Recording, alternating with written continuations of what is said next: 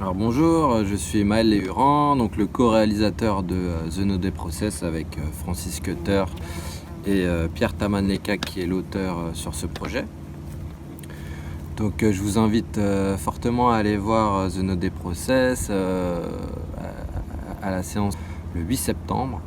Donc c'est un film qui a eu plusieurs étapes dans sa création. On a commencé à le suivre il y a environ 5 ans. On a suivi la naissance ou la renaissance, je ne sais pas comment dire, d'un artiste donc, qui s'appelle Nodé, qui vient d'une scène un petit peu plus hip-hop, rap, qui a fait vraiment ses gammes dans le hip-hop français.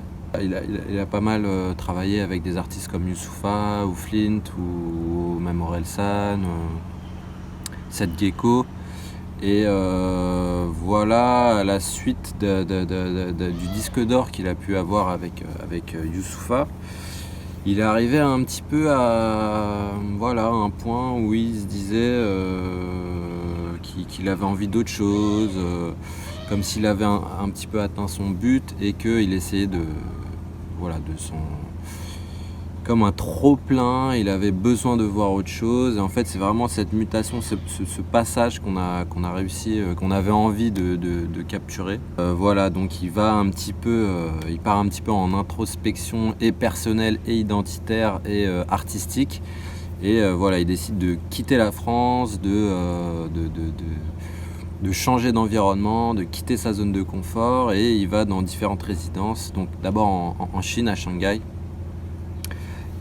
Où il rencontre tout un tas d'artistes très différents, d'univers un petit peu éclectiques. Ça l'ouvre, il se nourrit et finalement il retourne au Vietnam, au pays de ses parents. Et là, c'est un lien très fort.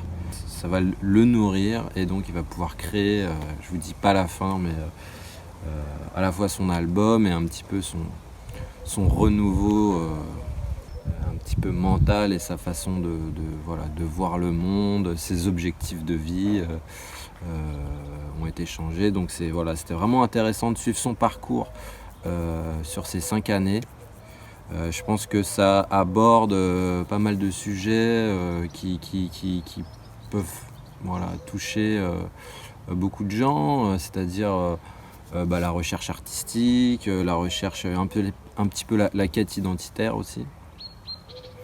Et ça parlait aussi de la France un petit peu, la France qu'on voit moins peut-être, la France du hip-hop français, même si ça change ces dernières années bien sûr.